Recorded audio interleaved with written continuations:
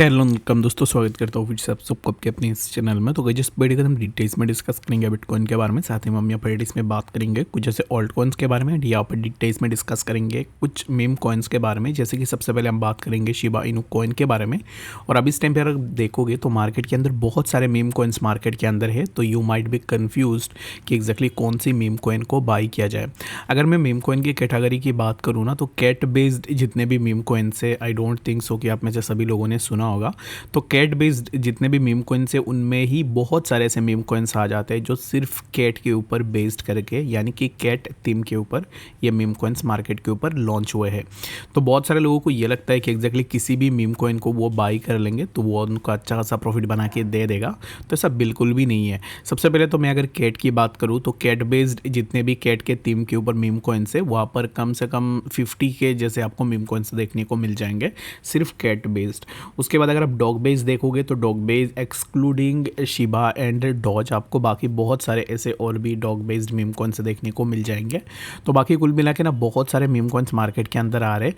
तो meme coins क्यों इतना लॉन्च हो रहे हैं तो उसके ऊपर मैं डिटेल्स में डिस्कस करूंगा और बात करूंगा कि एग्जैक्टली अभी इस टाइम पे क्या आपको लेनी चाहिए या नहीं, और कैसे करके आपको डिसाइड करनी है कि which meme coin is gonna give you multiple access in coming days. तो उसके ऊपर भी पूरा डिटेल्स में डिस्कस करेंगे। अभी यहाँ पर शिबा को लेकर ना एक वार्निंग निकल के आई है, जहाँ पर अगर आप देखोगे तो crucial warning goes out here से रीज़न। तो यहाँ पर ये जो वार्निंग निकल के आई है शिबा कम्युनिटी के लिए, तो उसमें क्या रीज़न है वो मैं आपको यहाँ पर डिटेल्स में बता देता हूँ। तो यहाँ पर एक यूज़र ने अपना जो ओपिनियन है ना वो ऑलरेडी यहाँ पर प्रोवाइड की है रेडिट के ऊपर। तो अकॉर्डिंग टू दिस यूज़र, अब इस टाइम पे देखोगे तो शिबा के अंदर ये जो चीज़ अभी इस टाइम पे बोल रहा है, जो भी यूज़र बोल रहा है, उसके ऊपर मैंने बहुत पहले डिस्कस भी किया था। अगर आप पहले से मार्केट के अंदर हो तो बैक इन 2019-20 के अंदर यहाँ पर शिबा ने बहुत अच्छा खासा लोगों को प्रॉफिट बना के दिया। यानी कि 2021 में अगर आप देखोगे when the bull rally was about to end, उस टाइम पे शिबा ने अराउंड बहुत सारे लोगों को बहुत ज़्यादा पैसे बना के दिया है। मल्टीपल एक्स हमें शिबा के अंदर देखने को मिला है। तो अब इस टाइम पे सोचो कि लास्ट ईयर जिस बंदे ने ऑलरेडी पैसे लगा ली है शिबा के अंदर, जिसने ऑलरेडी अच्छा खासा प्रॉफिट बना लिया है, this guy will never gonna invest is all money on Shiba Inu coin, क्योंकि वो इन्वेस्ट कर सकता है लेकिन बहुत कम अमाउंट में इन्वेस्ट करेगा। ऐसा नहीं करेगा कि पूरा अमाउंट वो शिबा के ऊपर लगा देगा। And the second thing is that कि जैसे कि मैंने आपको बताया कि कितने सारे मीम कॉइन्स मार्केट के अंदर आए हैं। अगर आप पेप को देख लो, पेप इस टाइम पे राइट नाउ शिबा से ज़्यादा अच्छा सा परफॉर्म कर रहा है। उसके बाद आपके पास फ्लो की आ जाता है। उसके बाद और भी ऐसे बहुत सारे मीम प्रोजेक्ट्स है, जैसे कि WIF, उइफ के नाम आप में से बहुत सारे लोगों ने सुना होगा। एंड उइफ is a kind of a meme coin जिसके ऊपर मैंने 1 मंथ एगो ऑलरेडी आपको बताया था कि उइफ को ना अगर आप बाई करना चाह रहे हो then you can buy it. अगर जिसने भी बाई किया होगा तो अराउंड 50 to 60% के आसपास प्रॉफिट इजीली हुआ होगा। तो इस टाइम पे देखोगे तो मार्केट में बहुत सारे नए मीम कॉइन्स आ चुके हैं। एंड जो भी पुराने इन्वेस्टर थे शिबा के अंदर, उन्होंने ऑलरेडी पैसे बना ली है। Right now no one is showing that much interest on Shiba कि वो अपना बाइंग बनाए। ठीक है, बाकी मुझे नहीं पता कि एग्जैक्टली कोई बाई कर रहा है या नहीं, बट राइट नाउ अगर आप प्राइस के मूवमेंट को देखोगे तो according to the price move अभी इस टाइम पे शिबा के अंदर कोई खास बाइंग नहीं हो रही है। अगर हम बात करें जब मार्केट के अंदर एक अच्छा खासा रैली चल रहा था, जब BTC एंड बाकी ऑल्ट्स में बहुत अच्छा खासा मूवमेंट चल रहा था, तब भी शिबा में हमें उतना मूवमेंट देखने को नहीं मिला है। तो इस बात का कंक्लूजन ये मैं आपको यही दूंगा कि शिबा में इन्वेस्ट करना चाह रहे हो then it's totally up to you. अपना इन्वेस्टमेंट लगा सकते हो, आप अपने अकॉर्डिंग देख सकते हो।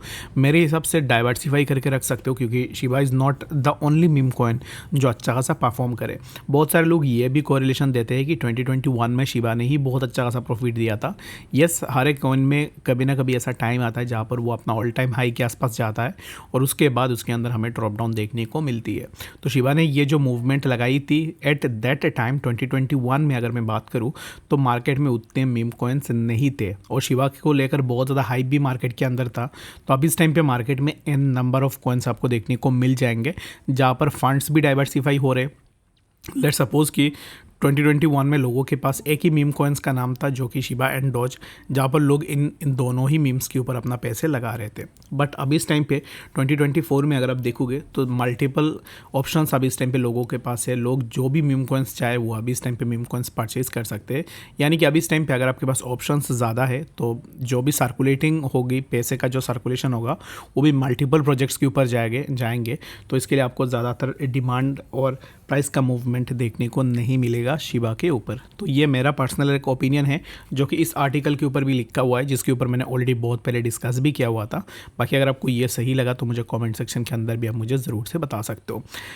अभी बात आती है कि कैसे करके हम मीम कॉइन्स को ढूंढे कि एग्जैक्टली कौन से मीम कॉइन हमें अच्छा खासा प्रॉफिट बना के दे सकता है। मीम कॉइन्स में देखो कोई भी यहाँ पर फंडामेंटल नहीं होती है, कोई भी उनका यहाँ पर ना वर्किंग प्रिंसिपल्स नहीं होते।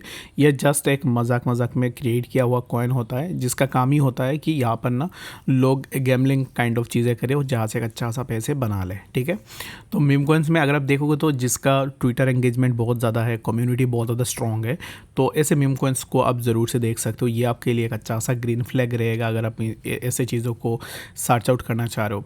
And the second important thing जो कि बहुत सही रहेगा वो ये है कि किसी भी मीम को परचेज करने से पहले उसका सर्कुलेटिंग सप्लाई देखो और उसमें इन्वेस्टर कौन है। ठीक है, तो ये सबसे ज़्यादा यहाँ पर ना अब इस टाइम पे राइट नाउ करंटली अगर आप देखोगे इतने सारे मीम कॉइन्स आ चुके हैं, तो उनमें से आइडेंटिफाई करने के लिए the best thing is that कि जितने भी बड़े बड़े प्लेयर्स हैं वो कहाँ पर अपने पैसे लगा रहे हैं, बड़े प्लेयर्स कहाँ पर पैसे लगा रहे हैं, वो चीज़ देखने के लिए बहुत सारे वेबसाइट्स है। अगर आपको उनके ऊपर भी ट्यूटोरियल्स चाहिए वो मुझे कॉमेंट सेक्शन में बता देना, मैं ज़रूर से आपको बता दूंगा।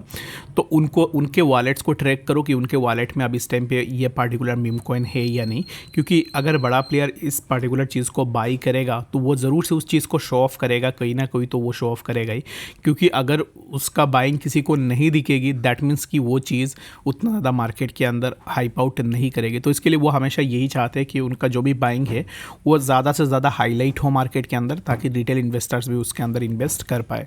और जब भी प्रॉफिट होती है तो आप सबको पता ही है कि लोग अपना प्रॉफिट बुक करके ऑलरेडी निकल जाते हैं। तो ये चीज़ भी आप ज़रूर से करना कि देखना कि एग्जैक्टली कौन से ऐसे यहाँ पर ना स्मार्ट मनीज है जिन्होंने इस पार्टिकुलर मीम के ऊपर पैसे लगाई हुई है। उनका अगर बहुत बड़ी अमाउंट में पैसे लगी हुई होती है दैट मीन्स कि पॉसिबिलिटीज़ एंड प्रोबेबिलिटीज़ बहुत ज़्यादा होती है कि ये पार्टिकुलर प्रोजेक्ट आने वाले टाइम में बहुत अच्छा खासा प्रॉफिट बना के दे दे। तो यहाँ पर स्मार्ट मनीज की अगर मैं बात करूँ तो मैंने आपको बता दूँ कि आप कॉइनबेस को ट्रैक कर सकते हो। कॉइनबेस वेंचर्स का जो अपना वॉलेट है वो ट्रैक कर सकते हो। उसके बाद आप यहाँ पर ट्रैक कर सकते हो, बाइनेंस लैब को ट्रैक कर सकते हो। उसके बाद विंटरम्यूट बोल के एक होइल है, उसके वॉलेट को भी चेक कर सकते हो। वो भी यहाँ पर बहुत बड़ी अमाउंट में कॉइन्स वगैरह लेता है, और जब भी वो लेता है वो मार्केट के अंदर एक अच्छा खासा यहाँ पर मूवमेंट भी लेकर आता है। तो ऐसे और भी ऐसे बहुत सारे आपको बड़े बड़े इन्वेस्टर्स देखने को मिल जाएंगे जिनको आप ज़रूर से यहाँ पर ना चेकआउट कर सकते हो। उनके अकॉर्डिंग आप अपना इन्वेस्टमेंट का भी डिसीजन बना सकते हो। उसके बाद और एक होइल है जो कि स्मार्ट मनी है आई थिंक सो, तो उसका नाम है सर्कल। तो उसको भी आप ज़रूर से चेकआउट करना। उसके अकाउंट के अंदर भी बहुत सारे मीम कॉइन्स लास्ट 2021 2022 में अगर आप देखोगे उसके पास शिबा डॉज ऐसे मीम कॉइन्स थे, और उसके पोर्टफोलियो में जितने भी मीम कॉइन्स थे उन्होंने बहुत अच्छा खासा रिटर्न ऑलरेडी लोगों को बना के दिया हुआ है।